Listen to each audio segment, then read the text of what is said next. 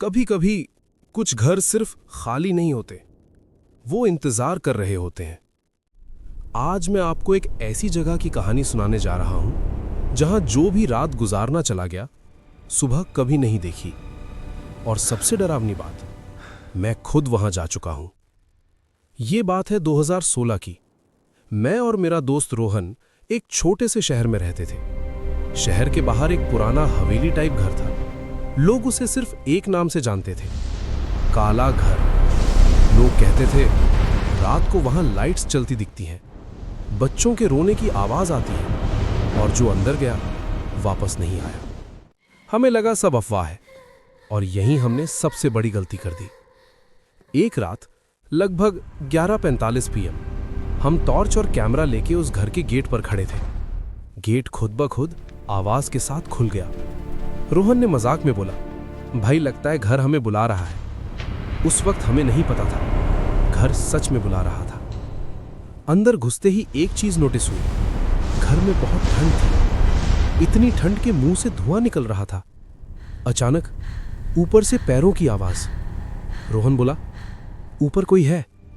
मैंने कहा, इम्पॉसिबल, ये घर 20 साल से बंद है। तभी एक बच्ची की हंसी गूंजी और मेरी टॉर्च बंद हो गई। एक कमरे में एक बड़ा सा शीशा लगा था। शीशा बहुत ज्यादा पुराना था। मैं जब शीशे के पास गया तो मुझे अपनी परछाई नहीं दिखा, पर रोहन का परछाई दिख रही थी। और उसके पीछे कोई खड़ा था। लंबे बाल, टेढ़ी गर्दन और आंखें बिल्कुल काली। मैं चिल्लाया, रोहन पीछे देख। जैसे ही रोहन मुड़ा, शीशा जोर से टूट गया। दीवार पर खून से लिखा था, जो अंदर आया वो घर का है। हमें समझ आ गया, ये घर जिंदा है।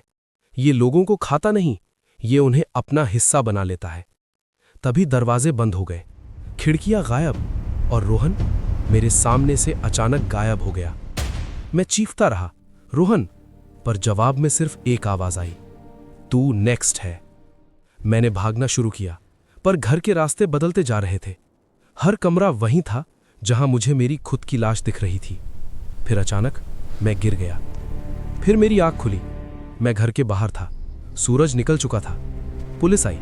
उन्होंने कहा, तुम पूरी रात गेट के बाहर बेहोश पड़े थे। मैंने पूछा, रोहन कहाँ है? पुलिस ने मुझे ऐसे देखा जैसे मैं पागल हूं। उन्होंने कहा, इस शहर में रोहन नाम का कोई लड़का कभी नहीं था। मैंने पुलिस से कहा, मेरा दोस्त है रोहन, और वो मेरे साथ था। लेकिन पुलिस को लगा कि काल रात जो हुआ, उस वजह से मैं अच्छी बात कर रहा हूं। फिर एक पुलिस वाला बोला, हम ढूंढेंगे रोहन को, लेकिन अभी तुम घर जाओ। मैं घर गया। बाथरूम के शीशे में देखा, मेरी परछाई पीछे खड़ी थी। वही काली आंखें, वही टेढ़ी गर्दन, और पीछे से आवाज आई, अब घर तुम्हारे अंदर है।